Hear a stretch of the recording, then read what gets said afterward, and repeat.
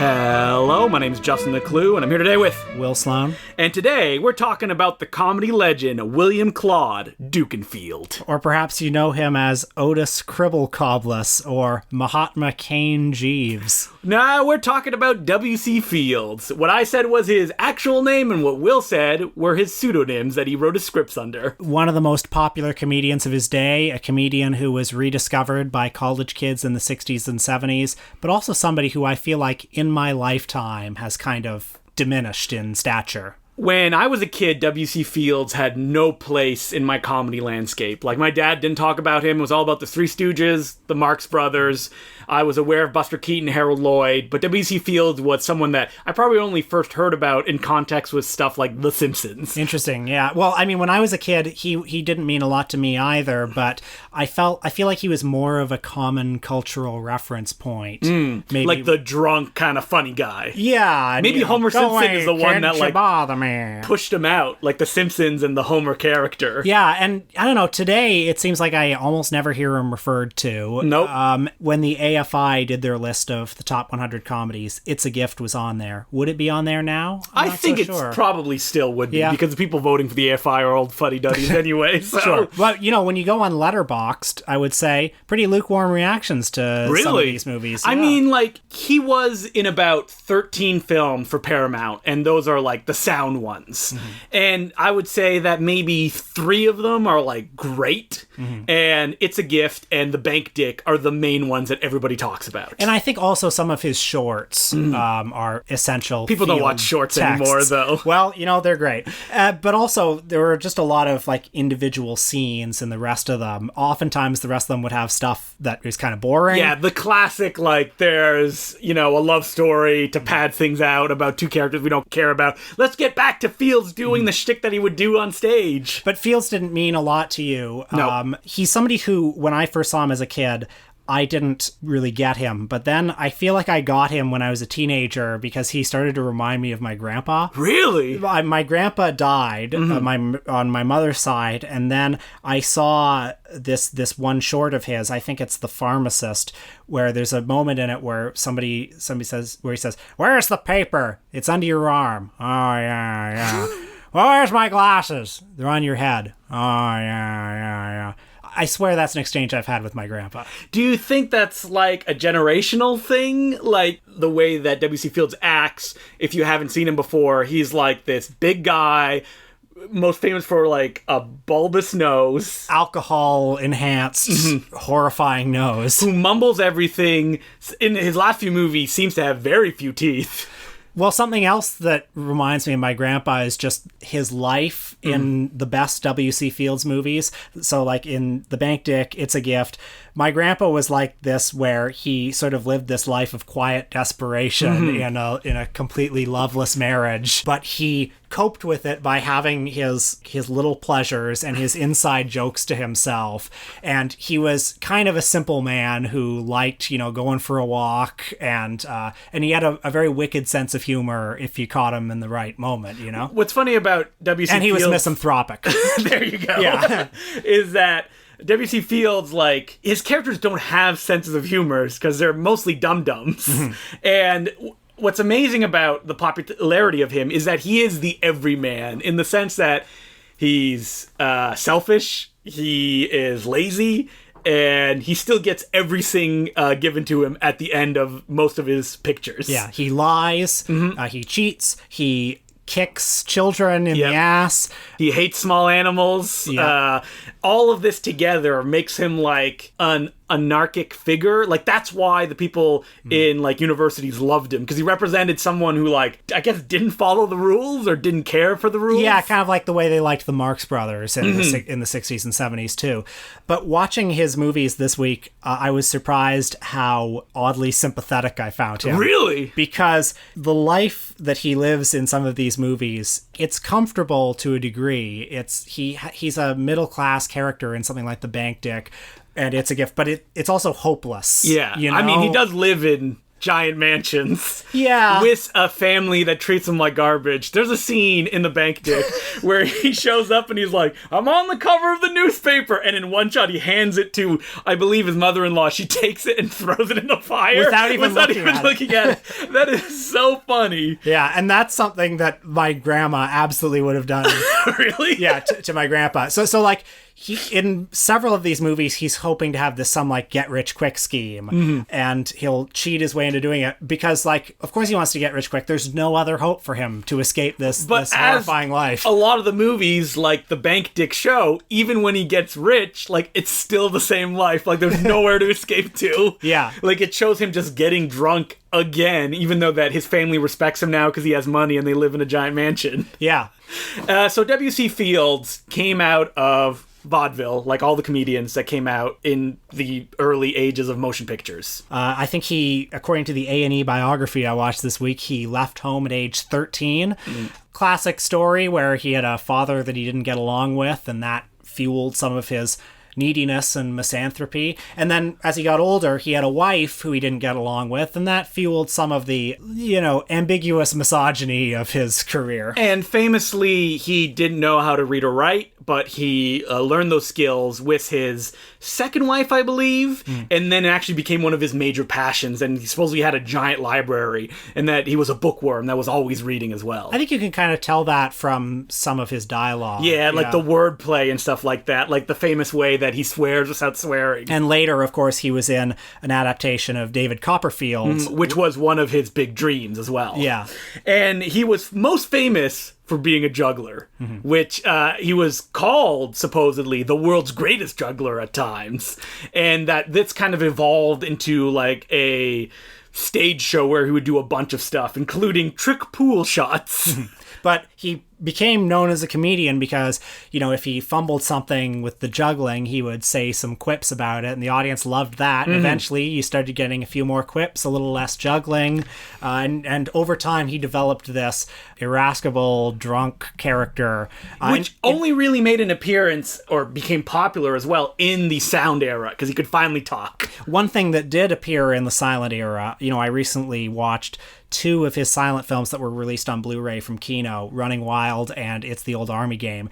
I was kind of surprised how much of the Fields character is there already, but it's that kind of henpecked husband character, like this guy who lives this life of quiet desperation and wants to get out of it.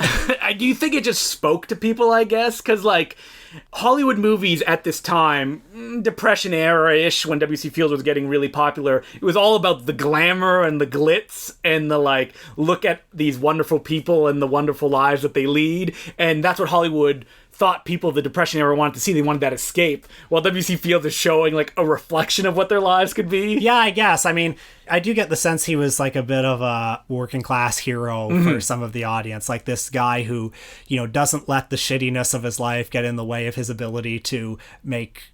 be shitty to other people, I guess. Yeah, and make jokes and kick the kid in the ass like we all want to do. Yeah, or like there's a running gag in his films that he's like, don't tell me that I don't love you, as he like raises his hand to hit his kid. People are terrible to him in these movies. They are. Oftentimes. But it almost feels that like there's a reason they're terrible to him. Well, there's a scene in, I think, It's a Gift? They blur together, yeah. But I think the scene in It's a Gift where a little kid comes into his store and like just throws something at him. Yep. And then there's just an exquisitely timed moment when he like gets hit and he goes, "Argh!" Like he really hurts. Yeah. Or there's a scene in that movie too where he's just trying to get to sleep. Yeah, and he's on the porch and like a kid is like dropping stuff into his mouth or dropping like tools to hit him on the head, and he's like, he just can't get to sleep. Yeah. Yeah, I mean, like that stuff is funny. But it's interesting that it's also tied together with him being such an ass. Yeah. Like, he's not just the henpecked husband who's trying to do well and failing. He's just, like, a terrible person. Well, that's his, like, he's not that terrible a person. Yeah, he's just lazy and he lies. Yeah, and eventually he'll kick the kid in the ass. Yeah. But for the most part, he's somebody who, we see him suppressing so much sadness, like in The Bank Dick, when his wife and his mother-in-law and his children are so mean to him. For most of the movie, he just goes, "Oh, okay, dear," And his triumph, if he does have a triumph, is that at least in his inner world, he has little jokes. Yeah. Like there's that scene in The Bank Dick where he's leading the guy around. He says, children, I love children. 18, 19, girl children. And the way he delivers it, it's like he doesn't even deliver it like a joke. He delivers it like he's just amusing himself. But what do you think of the mix in these movies? I mean, like, the most famous ones were directed by Edward F. Klein, who had worked as W.C. Fields throughout, like, that row of films. What do you think of the way that it mixes, like, crazy visual gags as well as W.C. Fields, like, verbal stuff? Because, like, they're pretty crazy. Yeah. I mean, in my opinion, the movies are at their best when they're at their least disciplined. Oh, you think that, like, when it's just W.C. Fields being able to do his thing? Yeah. As opposed to, like, the crazy chase climaxes that he's involved in? Well, I do like the crazy chase climaxes, but I like his movies when, for example, they don't have a dramatic subplot, or they don't have musical numbers, or they don't have other comedians coming in taking it. Like, I like it when it's a stream of consciousness plot, and it's just kind of about the attitude. Now, we should point out that W.C. Fields' kind of persona as, like, this hateful, kind of hard-drinking person was something that developed throughout his career, and that one of his earlier film roles, he played, like, a beer, like, obsessed pilot, and that became how it kind of defined him, and then he actually became an alcoholic. Yeah, and it's interesting as you go through his career, because he looks worse and worse and worse as his career goes along. Like, he lost contracts, he was out of commission for times because he would, like, have to go to the sanitarium and dry out. Yeah, they actually told him that he couldn't make movies anymore for a while because he was just too difficult to work with, and he was drunk all the time. And then he ended up doing a radio show with a ventriloquist dummy, Edgar Bergen and Charlie McCarthy, yeah. And that made him so popular that he actually got to make movies again, including The Bank Dick and Never Give a Sucker an Even Break. And that's funny that there was that, if you look at his filmography, there's a whole bunch of years where he just wasn't making movies, and that was the reason. So let's first talk about It's a Gift, which I think is 1932 or so. Yeah. Had you ever seen it before? I had, and I only saw it because Joe Dante came to TIFF, and they had, like, a remastered version, and he introduced the movie. Oh, nice. And so I wasn't able to go, so I ended up checking it out. So I assumed that I hadn't seen it, and as I was watching, I was like, no, I have seen this, because I suddenly remembered all the bits and the lines and stuff like that, and that's just an example, I think, of W.C. Fields is just not talked about anymore, so that kind of, like, faded away, because I just hadn't thought about it. It doesn't get a lot of foot traffic in your brain, yeah. Like, the whole set piece of him trying to run his general store, and, like, the guy that comes in, he's like, I want my kumquats! Yeah. It's so funny. He's not even respected at his work. No, he's not. He's like, hurry up! And he's like, but he's also bad at his job. Yeah. So, like, the plot of the movie is that W.C. Fields is henpecked at home.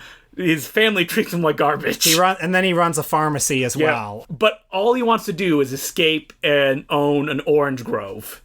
This plot doesn't really matter, because it's like the classic comedies, scenes just go on and on, just like jokes stacking on to each other. Like that day at the grocery store, like, not only does the guy want his kumquats, but a blind man walks in, and the whole, like, gist of him is that, like, he just destroys everything. Yeah, and then he has to cross the street, and shenanigans ensue. It's a movie that is, like, 4 long comic set pieces, maybe, because there's another bit where he's trying to get to sleep, which I think is nonstop laughs. I think that's such a funny scene. Or, there's a scene where eventually he buys this orange grove across the country, and so they do a cross-country car trip to get there, and then they go camping.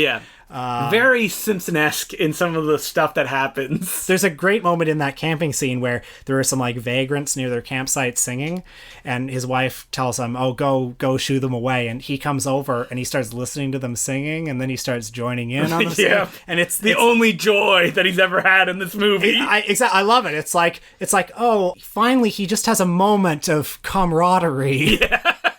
Now, is, like, his miserable state in these films his own doing, or is it just how he ended up finding himself. I think it's the fate that could befall so many of us. Yeah, it's like the blue collar, like you marry somebody and then a mixture of laziness and circumstances. You got a job, you got a family to support, you know? And this is where you end up, and there's no more joy, so you have to go drown your sorrows at the local bar. Yeah, that's right. Which is manned by Shemp Howard. In his 1940 classic, The Bank Dick. That's right. Which is a movie that took me rather aback the first time I saw it because it didn't quite have the laughs I was expecting it to.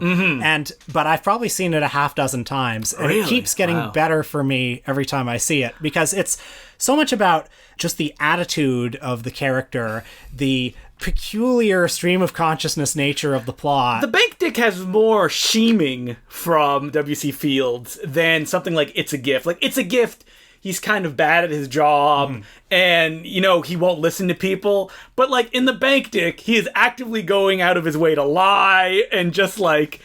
He gets a job as a director at the beginning of the movie. Yeah, so the plot is, you know, he's having a hard time at home. He's just a bit of a loser. Let's try to go through the plot of the Bank Dick. He goes to the local watering hole, which is called the Black Pussycat Cafe. Which they take every opportunity to say. They oftentimes just refer to it as the Black Pussy. And if you think W.C. Fields wasn't aware of what that could mean... At one point when he's at the bar, a movie producer comes in and he's very anxious. Oh, my director's drunk. What am I going to do? So at a bar, he decides to hire the drunk man who says, I used to direct pictures. So he takes him to set and he's like, this is your new director. And the white man life. So easy. 10 minutes of W.C. Fields directing a movie until Shemp Howard, the bartender, walks past and W.C. Fields sees him and he goes, oh, excuse me. And he follows Shemp off the set and... Never really mentioned again. Never again until the very end. Yes, that's right. And then the rest of the movie is W.C. Fields stumbles into a bank robbery, takes credit for foiling it, even though he didn't. The knife was this big. And so he gets a job as the chief of security, I guess, at the bank. And then he gets involved in an embezzlement scheme. That's right. Which he then has to cover up.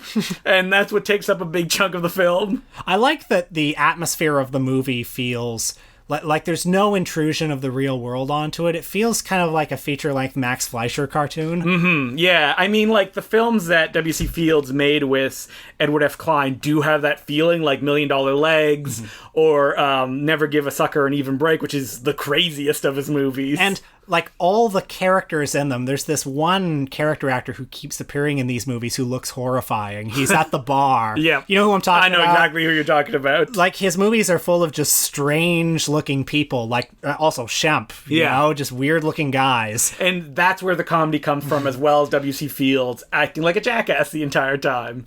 I mean, like, The Bank Dick, like most of these comedy films, does end with a big chase that I think is really funny. Oh, yeah. At the same time, like, W.C. Fields, at this point in time, he's in his 60s. Like, he's not a physical comedian anymore. And he looks, I think, horrifying. He looks bad, Dick. Yeah. And to me, that adds to like the humor of it in a way. It adds to like the sadness that is the other side of the coin of Fields. It doesn't have that like charming drunk guy comedy, right? Yeah. Like, it's like, no, this is like a sad, drunk, broken man. Yeah, you watch him in It's a Gift or $1 Million Legs and he just looks kind of like a doughy middle-aged guy.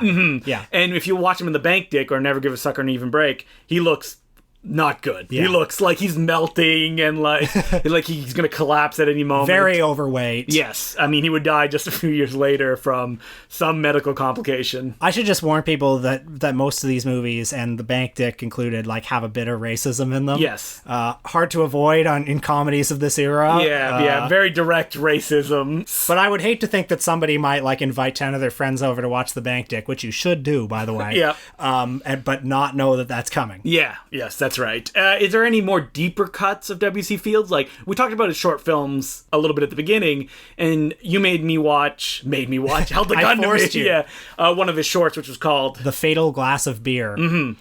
And would you say that like encompasses most of his shorts? Because it's like a silly non sequitur. The plot doesn't really matter. Yeah, very much. Well, there's another short that I revisited today called The Golf Specialist, where it's mostly just him doing his golf routine. Like, they're kind of vaudeville routines filmed with the barest plot. And in a way... his movies are as well. Yeah, but I think like the shorts are him at his purest in a way.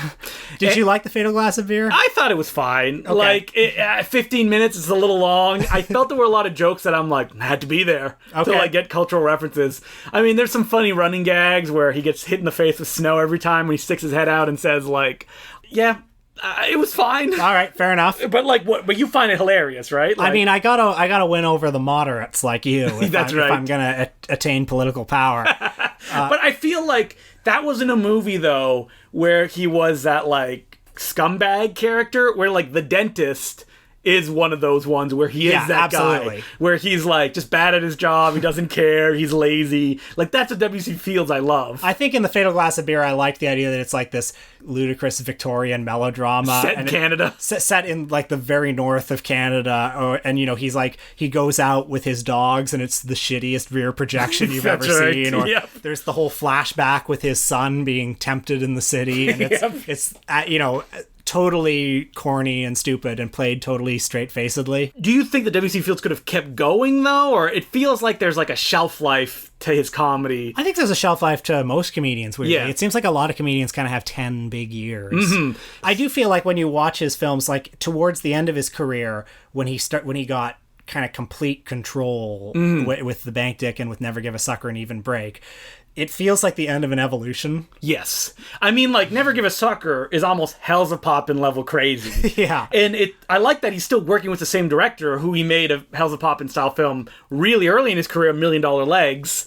And, like, Never Give a Sucker is just, like, nonsense. And I like because it's just accepting, like, why even do a plot? Eventually, the title card, The End, will appear and the movie will come to a close. He doesn't even play a character in it. He plays W.C. Fields. Yeah. And, like, the movie starts with him looking at the sign for the Bank Dick, which I assume didn't do too well commercially. I don't think it did, yeah. There's like a series of jokes. Like, someone walks by going like, raspberries, raspberries. He's like, who's saying that? And it's just like a raspberry salesman. Well, I like that if the Bank Dick didn't do well, then he just doubled down with Never Give a Sucker and Even Break. Where, but he's at the movie studio and he goes into the head of the studio to pitch his new screenplay. And most of the movie is, you know, scenes from this screenplay where it's an absurd thing of him in, I don't know, Europe or something. Yeah, like jumping out of planes and like landing in like the secret grotto with like beautiful women are there. But they also have men in gorilla suits. My favorite. Love it. And like a dog with like giant like canines. Margaret Dumont is there. Yep. And then every 15 minutes it'll cut back to the office of like the studio head going, this is ridiculous. And he's like, just give me a minute, I'll give you the rest. And there's still, you can never escape, I guess, at that time. There's like a side plot with like his niece or granddaughter or something like that, and it's like, who cares? But there is also a tangent where he goes to like the cafe at the studio, and there's some physical comedy where there's just a moment in this movie that I love where he's like fishing the olive out of his drink. Good, and he can't get it in his mouth, and it takes so long for him to like, it gets right close to his lips, but then he'll move the thing so it'll roll down again. That stuff is so There's good. a lot of good, just like small physical gags in his movies, like him trying to put on a hat. Yes, and it keeps breaking. Yeah. Or like him just being treated like garbage. Like that's what, like W.C. Fields is really funny when he's up against someone who is like putting him down a lot, and he's like, like he's trying to order from the menu, and he's like, can I have this? And they keep scratching it off until he's like, I guess I'll have ham and eggs. I guess I'll just have eggs then. Yeah. And, you know, I want people to appreciate W.C. Fields because I've heard from people who say they can't get into him. I've heard from people this week, in fact, who said they can't get into him. And what do you think their barrier? Did they say like a barrier that I just didn't find it funny? And I know that comedy is subjective. Yeah, I don't actually believe that, but but like everything I find funny is funny. Well, I don't know. Revisiting his movies this week, I was shocked by how modern they were in some ways. Like, you know, if you like The Big Lebowski, I think you can find some of that in W.C. Fields with his attitude. And if you like Tim and Eric Or you like Norm Macdonald's. I think the difference between them and W.C. Fields is that people, when they're at home watching it, they're like, oh, this is too slow. I could be doing something else instead. So it's really, you have to get trapped in a cinema watching it with a crowd full of people who are laughing along with it. Yeah, like, oh, maybe. Okay, yeah. But I don't know. Try watching it. Put your phone away and just enjoy the absurdity, the randomness, the elements of, to use the dreaded phrase, anti-comedy that are in these movies. But also, like, comedic. Because, like, there's a lot of funny jokes. There are belly laughs, too. And so W.C. Fields, after Never Give a Sucker, he kind of appeared in a few films. In one of those, like, Broadway of 1940-something. He did some cameos. Exactly. Mostly playing himself. But he wasn't that active in the last 5 or 6 years because he was in rehab for most of it. He was very sick, and eventually he died a miserable death. Yes. As one of the documentaries say, it's supposedly he died on Christmas, a holiday that he hated. And a nurse said that right before he died, he put a finger to his lips as if going, shh. And hilariously, the article I was reading was like, there's no evidence of this happening. I can guarantee you this is not how W.C. Fields died. In the A&E biography I watched, somebody said that towards the end of his life, he did at one point say wistfully, I wonder what it would have been like without drink. Oh, boy. Which is, but perhaps if he didn't have, well, I'm not going to say that. No, don't say that. I mean, I will say that the movies, like, convey his pain. And as we were saying earlier, like, the public made him the man that he is. Yeah. They're like, well, you drink, you should drink. And he's like, poor W.C. Fields. So, Justin, do we have any letters this week? We do! As per usual, you can send us letters at importantcinemaclubpodcast@gmail.com. And the first one this week is from Joe West, and it goes, Dear Important Cinema Club, greetings from rural Norfolk, UK. I'd like to thank you for discussing interesting films and filmmakers, allowing someone like me, whose primary love in life isn't film, to discover deep cuts I'd never find otherwise. Oh, wonderful. Yeah, me and Will, the only thing we can love is movies. But I actually like that. We've heard from a few people who say, like, oh, I don't like movies that much, but I like listening to you guys because it's very interesting. The people who really know movies can see through us. Yeah, they don't listen. Yeah. I'd like to ask you about the presence of hauntology within the film world and whether it's an obvious occurrence, and I'd like to know what your thoughts are on the matter. Nowhere else he defines it. I'm talking about the version of the term used by the late cultural theorist Mark Fisher, who wrote about how the invention of the internet and general speeding up of digital technology has caused culture, he refers to music, to slow down and to recycle retro cultural objects and themes, causing our current time to feel like a vacuum with no set identity. He gave the example of the 20-year gap between the mid-70s and mid-90s, where so much happened, progressed, and shifted, the hippies to the punks to the ravers, and compared it to the last 20 years, where, for example, we have people like Ed Sheeran, who have a sound which is akin to popular music from the 60s and 70s, or club music that sounds like it's straight out of 80s or 90s. Anyway, I was wondering whether you think the idea relates to film in any ways, or if it has only progressed, as maybe films tend to age less flatteringly than music for mainstream audiences. Thanks for taking the time to read this. An apology to anyone who thinks I may have hashed Fisher's ideas in any way. I'm no intellectual. Sincerely, Joe. Well, good thing, Joe. Neither are we. Well, I have read Mark Fisher's book, Capitalist Realism, and he does talk about... You're laughing at me. Yeah, anyway, but he does talk. Well, he talks about... We're supposed to be the blue-collar podcast. What I'm trying to convey is that I am an intellectual. That's right, yep. But he does talk about, like... defining it as capitalist realism, this idea that because capitalism has become the only option for the world that we're encouraged to think is possible, that limits our imaginations, He mentioned the internet, and I think that's what's the idea of globalization, normalization of these ideas has led to, like, less kind of changes against what's the norm. Because, what is the norm now? Fashion has been the same for almost 2 decades at this point. Yeah. Isn't that crazy? It is. But it's also because stuff like the internet allows you to find, like, your group, right? So you don't have to always face up against the norm. So you think there's no, like, mass culture in the way? I mean, there is mass culture, but I think that people can find ways to pursue their own passions if they want to. Well, at the box office last weekend, I think something like 8 of the top 10 movies were sequels. Yes. And 10 of the top 12 movies were sequels. Mm-hmm. And I'm not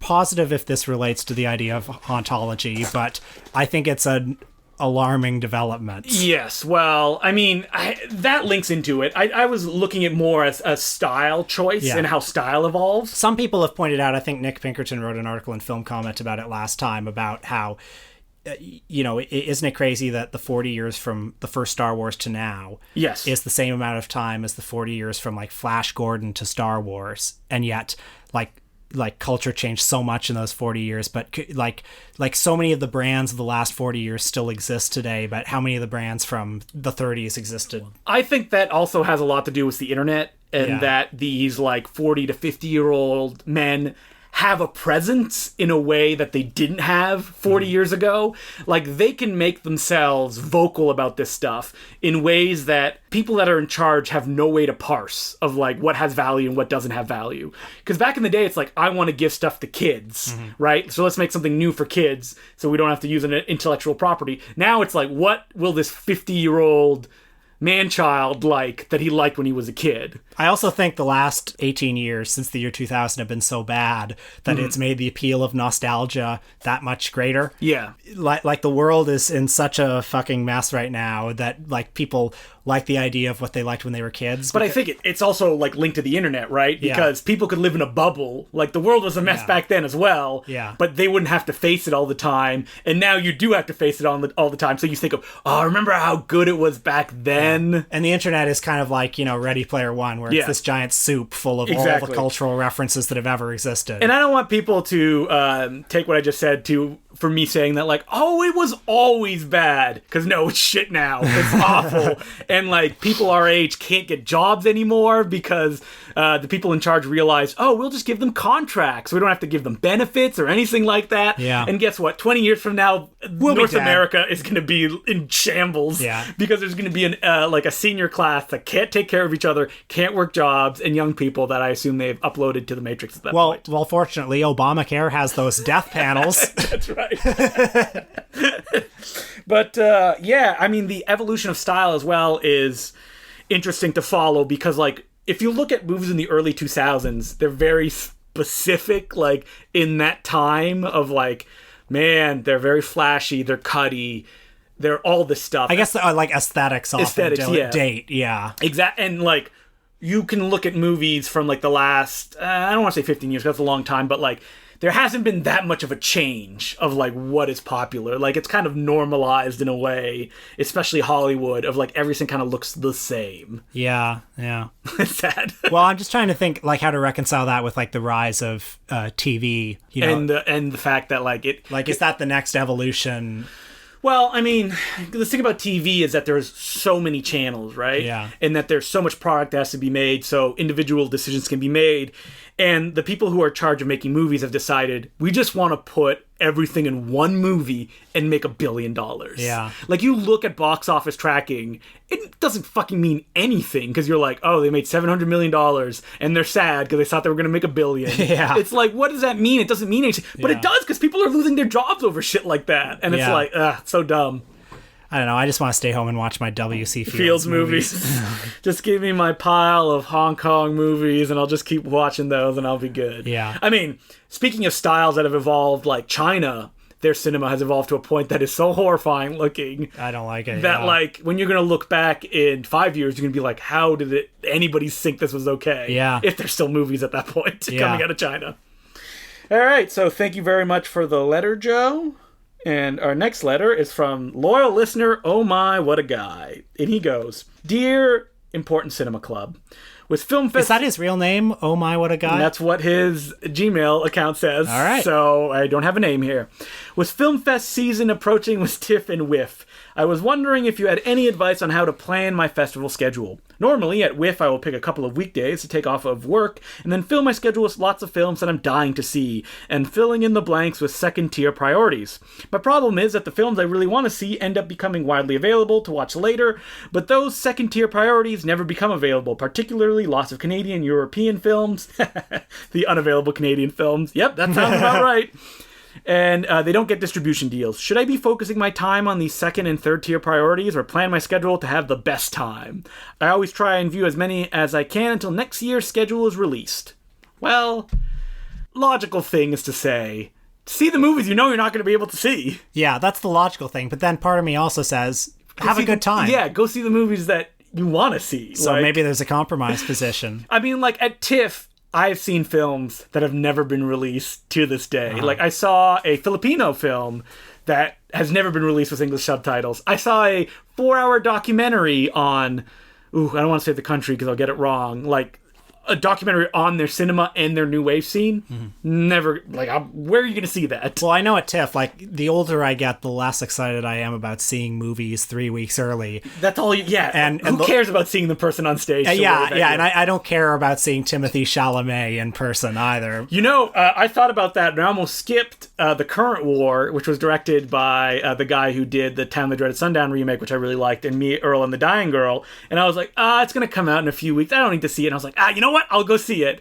Glad I did, because that movie still has not come out. And supposedly, to what I hear, it's going to be in a radical different form as well, because it was caught up in that whole Harvey Weinstein awfulness, and it's been recut, going to be released by a different company. Yeah, so you never know. Yeah, you never know. I mean, I do remember having an epiphany a couple of years ago when I went to see Jafar Panahi's Taxi at TIFF at the third screening, which was at the Lightbox, and of course, Jafar Panahi wasn't there, because why would he be? And like, that movie's going to open in a month at the Lightbox. Yeah, and I remember sitting there kind of thinking, this is just like seeing a movie at the Lightbox. I could have waited a month. But that's us, right? Because we live in Toronto. Yeah. So like, if you have art houses that will play those kind of movies, then it's tough, right? Because I know, like, TIFF is going to come up.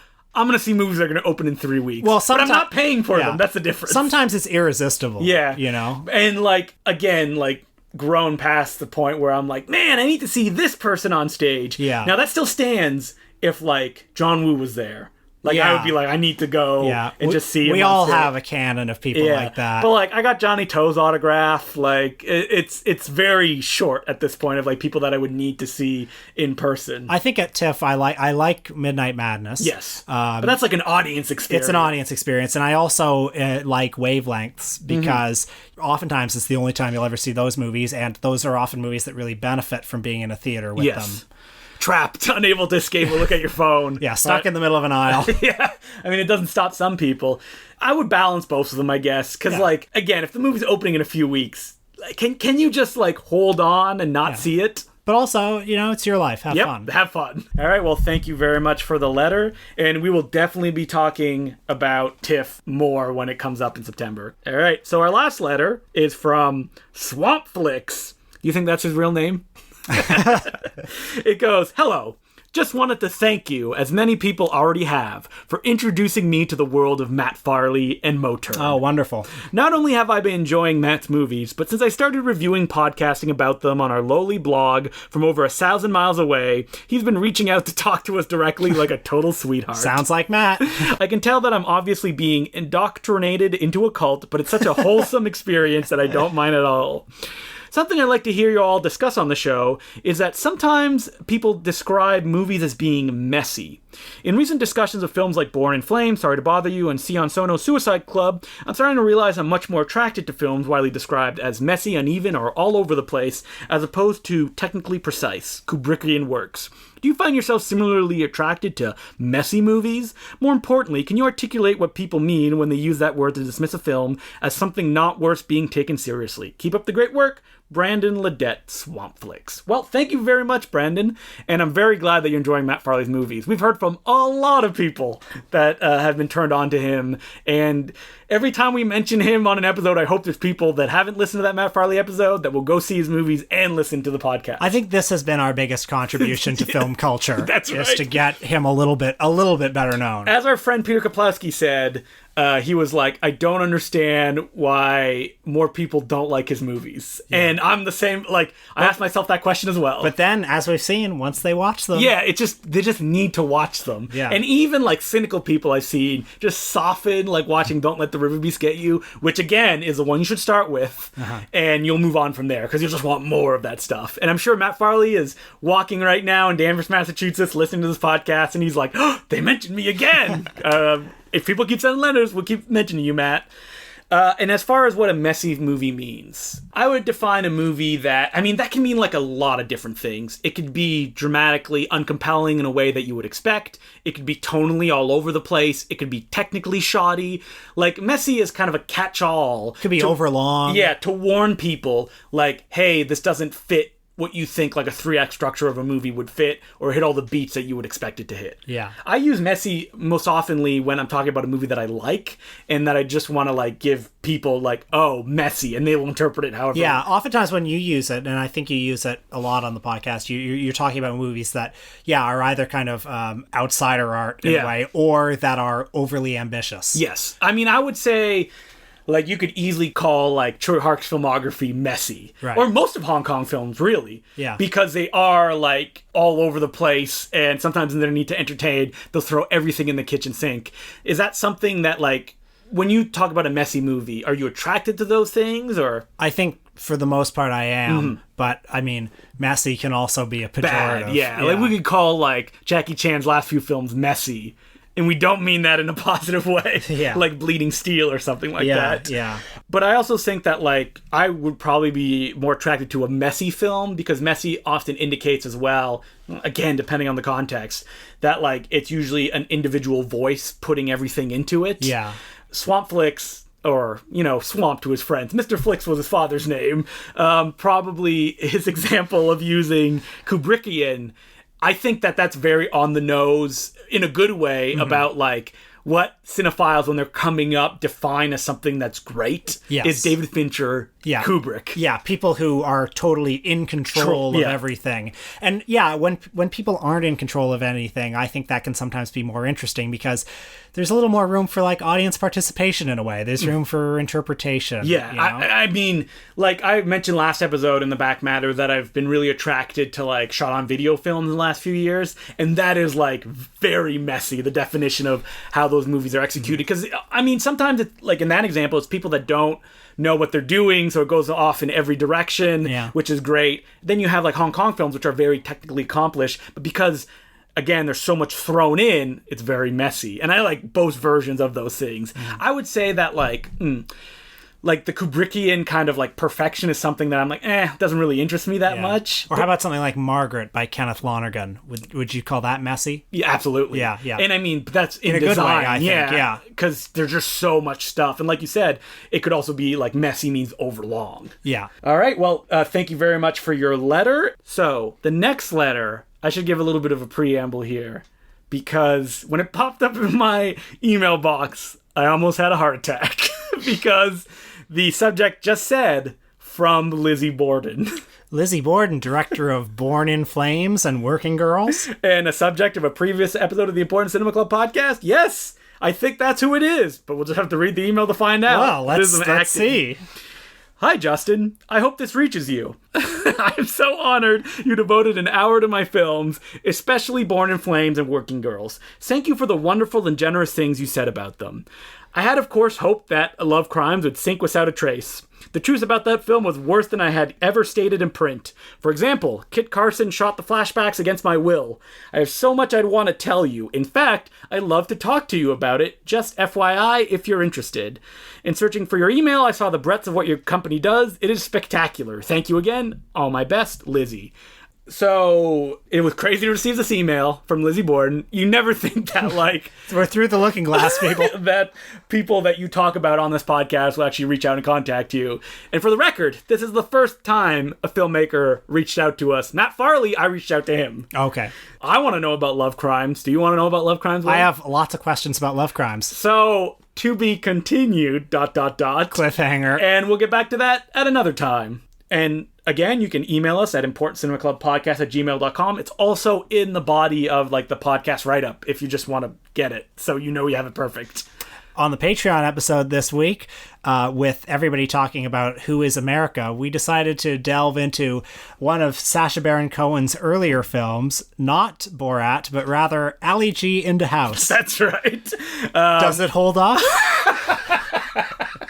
You'll have to listen to the Patreon to find out. Yeah. $5 a month. You can check us out at patreon.com/importantcinemaclub. And you get 4 episodes every month for $5, plus like any time that me and Will, or sometimes me and somebody else, record little like conversations after seeing a movie. We call them post-film. They're usually about 10 minutes long, and they only last there 4 at a time. So make sure to check it out. Will, by the time this episode comes out, we're not gonna have to do those some movies. We're not even gonna be close to 150.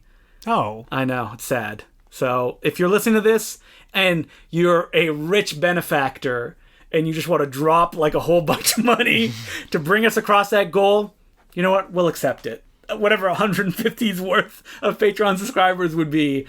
But this may be Megan Ellison. Yeah, the last time we mentioned Stephen Odenkirk some movies. Wow. I know. It's incredible to imagine. I know. That'll never come up again. Well, you can save us, people that are not subscribed to the Patreon but listen to every week. So next week, we're going to do a Japanese filmmaker. Probably like one of the more popular countries that we've avoided the most. Yeah, it's weird. We like Japanese films. Yeah. Is it because that like we feel that we can't say enough about them, or we're not informed enough? I don't know. It's weird. I don't know. But listen, we're doing one now, and who is it? We're going to be doing Sion Sono, the director, a very prolific director of films like Suicide Club, which was mentioned in a previous letter, Love Exposure, and a whole bunch of stuff. Like, his work spans the gamut. If you haven't checked them out, I would definitely check out those 2 that I just mentioned. Why Don't You Play in Hell is a favorite of mine. I know Will has issues with it. And I think that's going to be part of the discussion that we're going to have next week. Looking forward to it. Hopefully it will not last 15 minutes like some previous Japanese filmmakers that we've done who will remain unnamed. Yeah. So until next week, my name is Justin McClure. I'm Will Sloan. Thanks for listening. As I tend to do, I went to the Universal Library and walked around the film book section. And it's such a treasure trove of like stuff you can't find anywhere. I love it. I've talked about it a million times. But then there's this thing you gotta be careful about. And that's the book about a movie or a genre or anything that's just plot summary. Oh. And like, I'm sure you've been burned before. Oh, of course. Like, even this week, didn't you pick up a book by Burt I. Gordon, Mr. Big himself, director of the amazing, incredible, Colossal Man? Yeah, Beginning of the End, which is the famous giant grasshopper film. And that book is filled with just plot summaries. Like, that's most of what it is. I think it's a sign of maturity that I didn't buy the book. I know. I was very proud of you, because it would have gone on your shelf and never been read. Correct. Until we did our Mr. Big episode, and you're like, oh no! I don't even really like Burt I. Gordon. Yeah. I went to that bookstore, saw it on the shelf, picked it up, and went, nah, I don't want it. Yeah. Yeah. But, like, the evolution of what, like, movie books used to be to what they are now, I think is really fascinating, of, like, how they've changed. Last week, a letter writer mentioned, like, that he loves collecting novelizations. We didn't really talk about, like, why novelizations were so popular at the time of, you know, their biggest boom. And that's because people just could not see those movies. That's right. And, like, that's why script books and, you know, those books that are not scripts, but just transcripts of the movie? Ugh. Yeah, or there's a particular genre of book that you can still find at Goodwills and used bookstores to this day, which are Richard J. Anabile's, he was the author, but just his book that are just still images from movies. Oh, yeah. So you've probably seen it. There's one for Psycho, there's one for Frankenstein, I think Buster Keaton, the Marx Brothers, maybe even W.C. Fields. In fact, there are books where it's just like all of Casablanca, like picture after picture with just dialogue underneath. I mean, like, VHS did not exist. Like, you saw them in theaters, or you didn't see them at all. And those books, like, if you need a doorstop, they're great. I mean, they're haunting used bookstores everywhere. They should just throw them all out. Yeah, nobody wants them. They have no use at all. Yeah. I'm always really disappointed when I pick up a book like that, or like script books, hoping for the script and finding a transcript. I'm like, oh, come on. I have the script book I had when I was a kid, for the Mr. Bean movie. I know. Didn't that have like behind the scenes info? It did, but like, why would I, like, if you're reading about Mr. Bean's antics, haven't you missed the point? But maybe it's like, nothing is better than a child's imagination. And Yeah, you're like, that's right. picturing the amazing Mr. Bean movie. And it wasn't like the uncut first draft or anything like that. I can't remember. Or you want to see like the steps of like comedy. I think there was a Dumb and Dumber script book as well. Yeah. That's just like, even in the 90s, that's unimaginable to our generation because we like have the internet. We can see these things if we want to. But like the reference books, I think have dwindled in recent years. Like Leonard Maltin's movie guide, out of business. Bow wow, rest in peace, Video Hound. Like, why would you need Leonard Maltin's video guide though? You like, would. There's no reason for it anymore. But like I mentioned before, I have no greater love than like reference books filled with movies I don't know. And like personal reviews. Yeah, and so, this week I picked up the Psychotronic video guide off the shelf, and I was a little disappointed by it on this flip through because I don't need it anymore. Yeah. Like, but when I was you're all grown up. But when I was a teenager, that book was packed with, movies I hadn't heard of, exotic possible worlds of exploration. And now it's like, didn't you read me a summary? Read me. It sounds like you're like beside me as I go to sleep. Yeah. Or you sent me a photo of a summary of like, I don't remember what it was. It was King Lear, Jean-Luc Godard's King Lear. And it was very clear that like Michael Weldon, the author, had not seen the movie and was just making shit up. You know how I knew he hadn't seen it is because he mentions co-starring Quentin Tarantino before anyone knew who he was. And Quentin Tarantino put that on his resume as a young actor to pad it out because Tarantino knew nobody's seen this movie. And so, flash forward 10 years later, there it is in the Psychotronic video guide. I mean, there's still value to those hilarious lies. Like we've talked about before, the Thomas Weisner Asian cult cinema books. He did a bunch on Japanese cinema and a bunch on Hong Kong as well. And you read these entries. Some of these movies don't even exist. Yeah. Like he just made them up whole cloth. Well, another one that I would often use as a litmus test was Bruce Lee Fights Back from the Grave. Yes, which you mentioned this before. Yeah, the trailer for that movie said that it was about Bruce Lee coming back from the grave and fighting the Black Angel of Death. However, that's not actually what the movie is. The movie is just a standard Korean martial arts movie that they tacked a prologue to. And so if the reference guide says Bruce Lee returns to fight the Black Angel of Death, they didn't see it. And they don't take the book seriously. Or if they credit the director as Umberto Lenzi, which was a rumor going around that he directed it, which is crazy because it's just a Korean film they tacked on like a beginning to. That was Aquarius releasing. I've got a poster for that movie that says directed by Burt Lenzi on it. Burt Lenzi. The brother of the director of Eyeball and Almost Human. But like, as we're talking about the evolution of books, listen, if you're writing some kind of textbook out there, please just separate the plot synopsis from the main body of the text. If you think you need it more than like 5 lines. I think a plot synopsis should be 2 sentences. I have never, ever read a plot synopsis from beginning to end when I see it's a paragraph. No. Why would I? Like, if I've either seen the movie, so I don't need to know, or I want to know more about the film and I'm hoping that I'm going to get like personal opinion and stuff like that in the body of the review. Right. I mean, is it just an excuse to pad out books? That's how McFarlane structures their books, is like long plot synopsis and then like critical opinion. Yeah, I don't know why. Yeah, I think it's probably just like that's the way it used to be done and that's the way it keeps being done in these academic texts. Speaking of the video guide, there was a subject that I wanted to bring up that we haven't really talked about on the podcast before, and that's burnout. Like the idea of like, you love movies so much, and one day you just wake up and you go, I don't need this anymore. Because that happened essentially to Michael Weldon, the guy who did the Psychotronic video guide. Yeah. And it also happened to Danny Perry, the guy who wrote like the textbooks to like a generation before us of cult movies, the Cult Movie Guide. Perhaps that will happen to us. You think it'll happen? After this podcast goes down in flames. Yeah. And we'll wake up and we'll realize I don't have to watch 4 of these movies every week. Yeah. What if I... Do you think that it's like work yet? Like to watch like W.C. Fields movies or... Depends very much on what week it is. Yeah, what topic it is. Yeah. But, like, I mean, we talked about, like, I don't need to see all the Hollywood movies in theaters anymore. Yeah. Or, like, I don't need to go to TIFF and see, like, the big movies. I think the stuff that I like more than I ever have. Yes, I think that's true as well. And maybe it's true for them and they just don't feel the need to write about it. Like, I listened to a podcast with Danny Perry, and he said that when he wrote his guide to the film fanatic, he watched 1,500 movies in a year. Damn. That's insane. Like, That's not even sustainable. Like, when you do that, no wonder you're like, I don't want to watch movies anymore. Yeah. I mean, Patton Oswalt wrote a whole book about that, which was, he was like, go outside, do other stuff, which, not a big fan of that thesis, but... Well, I also feel like how do you even need to get to the point where you have to say that? Yeah, I don't know, like, movies for me, I love watching them by myself, but, like, the communal experience is everything.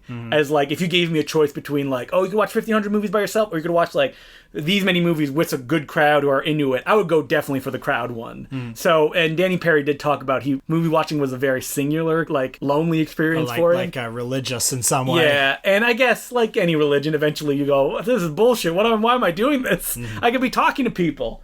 But as Matt Farley would say, talking to people is just a waste of time anyway. Yeah.